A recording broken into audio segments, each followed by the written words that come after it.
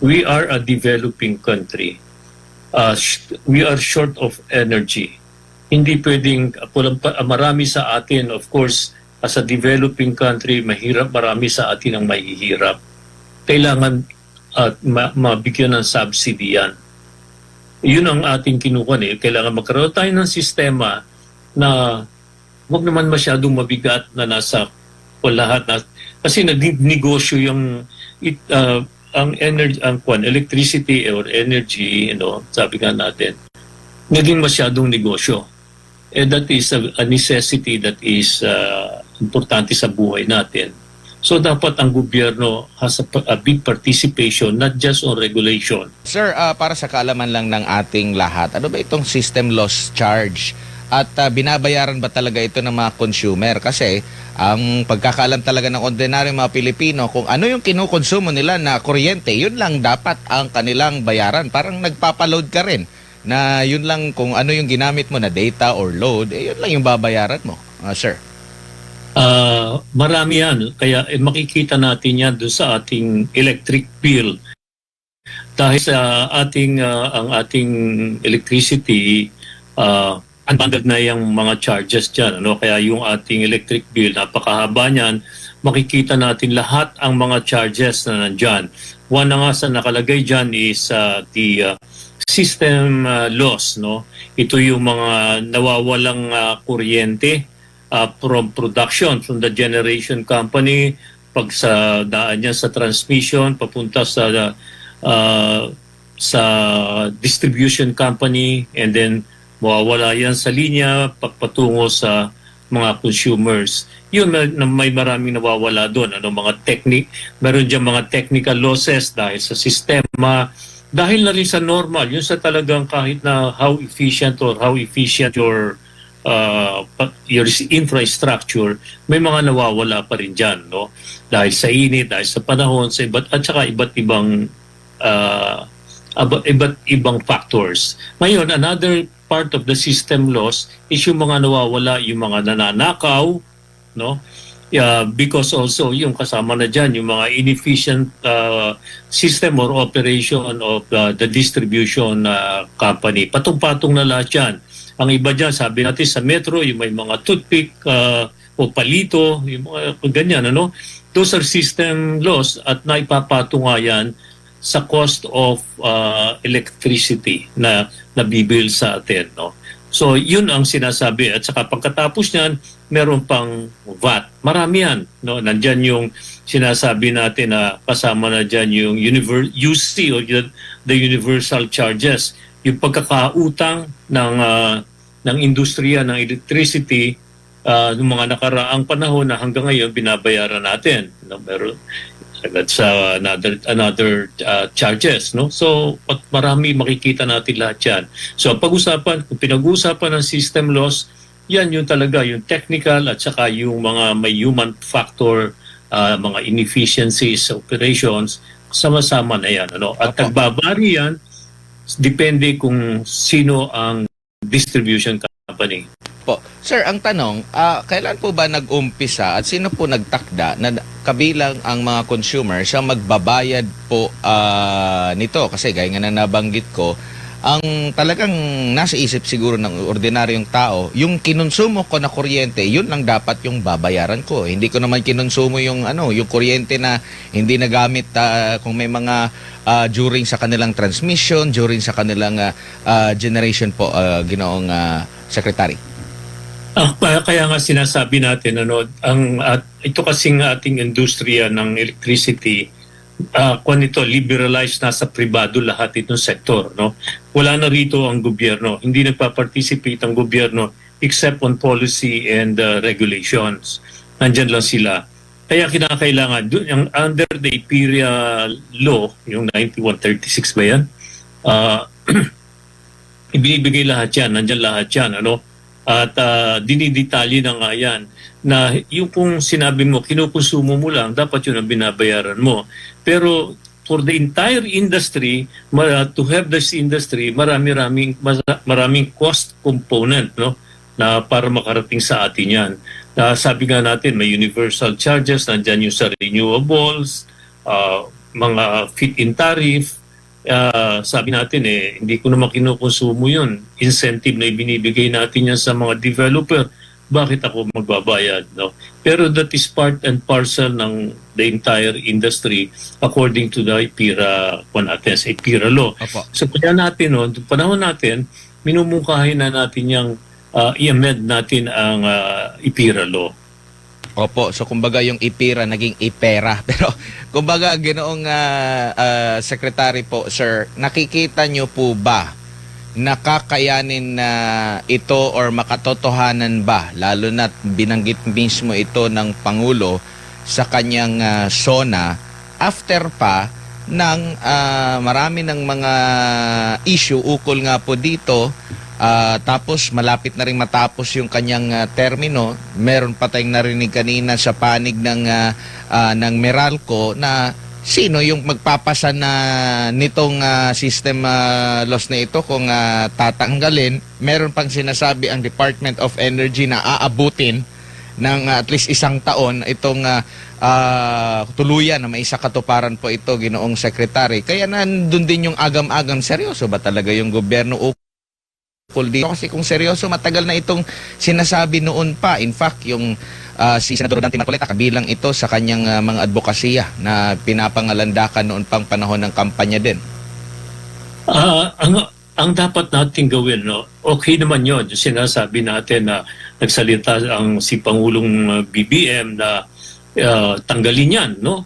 So, dapat ipatupad na tanggalin, pero sabi nga paano ito ngayon a-appear sa bills ng mga consumers dahil somebody has to pay for it one way or the other, kasi yun ang cost ng transmission. Sabihin natin na tanggalin natin yan, saan natin ipapatong yan ng distribution company?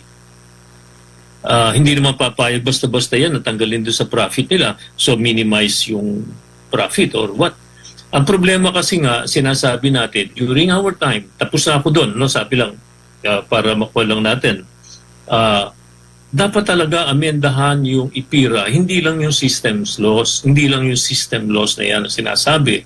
Dahil maraming saan mo ilalagay yan pagka tinanggal mo, di ba? So, yun, i-define din, sasabihin natin na hindi naman nga papayag ang sabihin mo, ang distribution company na absorb niyo yan. So that will be an added cost of doing business. Ikukuha nila. Meron naman sila, sa totoo rin, meron din namang attributable yan sa transmission at saka sa distribution na nawawala, na pwede namang bawasan. Meron talagang, yun talaga totoo na mayroon talagang system loss because of technical. So, kailangan talaga may ma-amend natin ang IPIRA law. Ang IPIRA law, masyadong advanced para sa ating bansa. Yan ang unang-una natin dapat ma-realize. Masyadong advanced para sa ating bansa. Tingnan mo sa buong ASEAN, tayo lang ang may unbundled and tayo lang ang purely at the hands of the private sector. Walang subsidy ang gobyerno. Except, of course, Singapore. Ang Singapore has an advanced system similar to our system, which is similar to developed countries. Tayo parang napaaga ito, parang lumukso agad tayo na gusto agad natin ng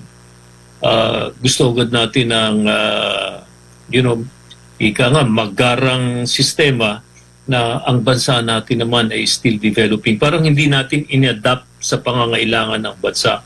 Maganda ang IPIRA law, walang pandon, maganda ang hinahangat, kaya lang too advanced for us. Opo. Kumbaga, yan nga yung susunod ko na tanong. Ano ba ang diskarte ng ibang bansa ng ating mga kapitbahay? Ang mga sumasalo ba ng mga tinatawag na system loss ay mismong mga consumer ba? Or paano naiibsan nila? Kasi itong problema din ng mataas na halaga na binabayar ng kuryente, kabilang din ito sa pasakit ng mga investor din, mga mamumuhunan, hindi lang ng mga ordinaryong mga tao, Ginoong Cusi, sir. Ang sinasabi ko nga kanina, Admar, yung ating sistema is advanced for our situation. Iba yung sitwasyon ng Pilipinas, no? We are a developing country. we are short of energy. Hindi pwedeng, marami sa atin, of course, as a developing country, mahirap, marami sa atin ang mahihirap. Kailangan mabigyan ng subsidy yan. Yun ang ating kinukuha eh. Kailangan magkaroon tayo ng sistema na huwag naman masyadong mabigat na nasa lahat na, kasi nag-negosyo yung ang energy, electricity or energy, sabi nga natin, naging masyadong negosyo. That is a necessity that is importante sa buhay natin. So dapat ang gobyerno has a big participation, not just on regulation or policy. Opo. Hindi ba ito kakayanin talaga na saluin ng mga kumpanya? Kasi narinig ko rin ito dati na hindi ba malaki yung kinikita ng mga kumpanya na ito? Hindi ba pwedeng considering mayroon naman silang kita kung ima-minus ito, baka mayroon pa rin silang kita po, Secretary? Siyempre, sabi nga naman, yung mga kumpanya na naghahanap buhay, hindi naman para malugi, no? Para kumita ng pera. So nakikita naman natin ang sitwasyon nila, kung ano ang klase ng sitwasyon ng mga industriya or mga kumpanya that are involved in energy, no? Mostly. So lahat yan, dapat talaga sinasabi natin na yung gobyerno tingnan mabuti at yung sistema ayusin natin. Na ang katulad ang mungkahi namin during sabi ko yung ginagamit during our time, tapos na kami doon Pero minumungkahi namin noon na sana ang gobyerno will be able to participate in the electricity, in generation and even in the distribution, transmission. Opo. Mas malaki ang partisipasyon ng gobyerno. Nawala na tayo sa generation lahat i-privatize natin.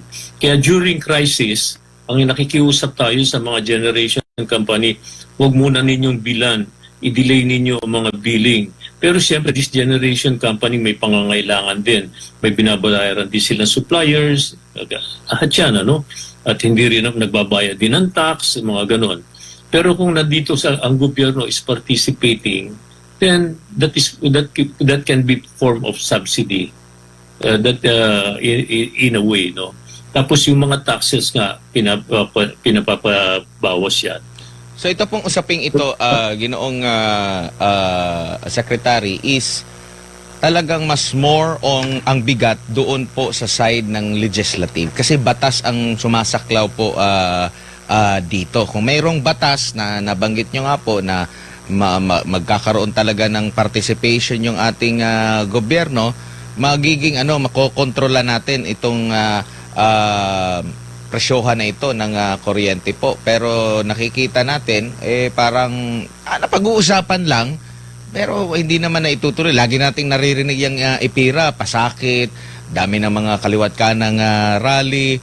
Pero still, wala pa rin tayong nakitang pag-amyan. Di ko lang alam sa panahon po ninyo hanggang sa kasalukuyan kung meron bang mga pending na dapat gawing priority ito ng gobyerno.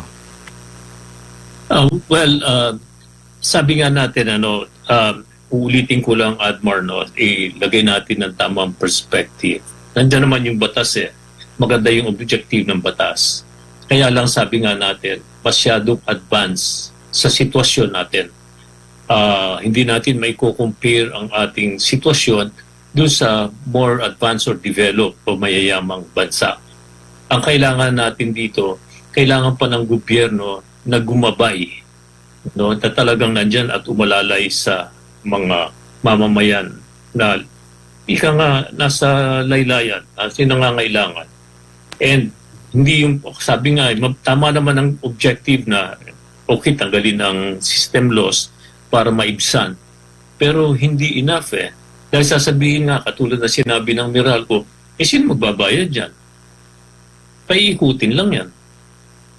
Opo. Dito naman po sa paglikha talaga. Kasi mulat sa pool, isa din yan sa problema din po natin, yung generation na umaabot pa sa punto na marami ding mga planta na nag-shutdown. Ang ending, either manipis o kulang talaga tayo sa supply po. Now, ngayon, narinig uli natin yung issue dyan sa nuclear na yan. Naririnig natin yung mga renewable energy na yan. Sa panahon nyo ata, bago bumaba si dating Pangulong Rodrigo Duterte, parang meron siyang iniutos, no? Pagkaugnay doon sa pagbuhay, pag-aaral muli ng nuclear. Mula pa noon, nabanggit din niya ni PBBM, lagi ko nga nakakausap dyan si Congressman Mark Cuangco kung ano yung update ukol dyan. Maging siya, dismayado din sa takbo ng kasalukuyang DOE kasi nababanggit. Pero yung pag-usad ukol dito, mabagal naman. Tapos ngayon na naman, nabanggit na mismo, di ko lang alam kung magiging mabilis din ba. Gaano kahalaga po itong ganitong usapin na makakatulong na pwedeng maibsan kahit na hindi mabago yung ipira po, Ginoong Cusi, sir? Ito, nag-uusap tayo na dito, pinag-uusapan natin ngayon dito, Admar, is the generation side of power, no? O sa generation side, iba't iba ang mga mix ng ating source of power. Nandiyan ang coal, nandiyan ang renewable, nandiyan ang hydro, nandiyan ang geothermal, or the renewable side, no? Tapos sinasabi ngayon, narinig ko rin sa SONA na yung tungkol sa hydrogen, which during our time we also studied the hydrogen para to energize yung mga remote areas. Okay din yun. Ngayon itong ang tanong tungkol dito sa nuclear, during our time, during when I was at the DOE, we pushed for nuclear. Natapos na naman yung sa nuclear, yung EAN, ano bang po nito, yung Nuclear Energy Association yan. I mean, the one that is monitoring worldwide. Natapos na namin yung hurdles. I think there are 18 hurdles that we have to undertake before we will be given the go signal na mag-operate ng nuclear power plant. Natapos na natin yon. Ngayon, ang kailangan na lang, nung bumitaw na tayo dyan, ang kailangan na lang is the legal framework and the regulatory framework. Yun na lang dapat ang itinuloy para sa ganun may adapt na. Tama ka sa sinabi mo, Admar, na during the time of former President Duterte, isinama na niya ang nuclear as part of our energy mix. Kaya nga lang, kailangan magkaroon tayo ng batas at magkaroon ng regulatory framework para makapag-ko na tayo niyan, makapag-implement na. Nandun na sa stage. Kaya lang, wala na ako sa energy and hindi na ako nagpupo sa kanila dyan. Hindi ko alam kung ano na ang status ngayon. Opo, kasi noong panahon na talagang nagkaroon ng sigalot dyan sa gitnang silangan, no, talagang matindi yung epekto natin dahil umaangkat tayo ng langis sa secretary at nabuksan yung issue na mag-electric na lang tayo, mag-kuryente na lang ng mga sasakyan na naalala ko na din natin na saglit lang parang hindi din yata sumasapat yung ating supply ng kuryente natin dito all throughout the year. Wala pa tayong kumbaga meron na nga tayong batas. Meron tayong batas tungkol sa e-vehicle. Kaso yung implementation din nito isasabay mo pa yung supply talaga ng kuryente. Parang ganun pa rin na gumagamit tayo ng langis po, Ginoong Cusi, sir, na medyo challenge pa rin hanggang sa kasalukuyan sa ating bansa. Yeah, but sama-sama na yan sa ating sa problema, no? Kaya nga natin at pinagkakuha ng lagi ng bansa is ang ating energy security. Yun ang sa pinagkuha na natin, ano, ang dapat nating i-address na talaga magkaroon tayo ng energy security. Alam naman natin na karamihan sa mga fuels natin are imported. Not just oil, no? Even coal, LNG, oil, imported naman lahat siya sa atin. Karamihan. Opo. Pero nakikita nyo rin po ba na kayang masolusyonan din ito sa magandang foreign policy ng ating gobyerno po, Ginoong Kusi? Kasi sa issue lang ng oil, sa issue ng energy, marami tayong marami tayong kumbaga nagiging challenge or hadlang din eh. Halimbawa, doon sa issue ng gera sa US at Iran, maaari tayong mag-angkat at hindi ko alam, parang naka-experience din tayo, di ba? Nag-angkat din dati sa panahon ng Duterte administration mula Russia.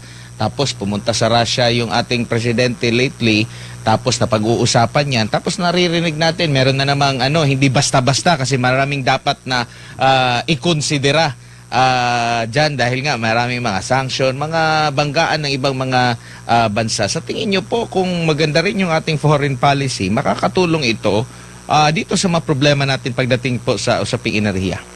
Definitely, a good foreign policy will help our situation. But together with that, kailangan din yung ating local, sabi niyo, our infrastructure, our system, our policy are in place, no, para mapakinabangan yan. Para yung sabi natin, okay, katulad ngayon, nag-aangkat tayo ng oil from Russia. Okay, good. Pero ang sa amin noon, panahon noon, sabi nga natin, saan natin ilalagay yung lahat ng oil? If ang limited yung ating dito, yung ating facility to stockpile, no? For how many weeks lang tayo. So, at nasa kamay din also ng private sector yon. Kaya that time we were asking na the government must put up yung bang strategic petroleum reserve na para magagamit natin in case of crisis, no, yung katulad nga kung nagkakaroon ng digmaan, nagkakaroon ng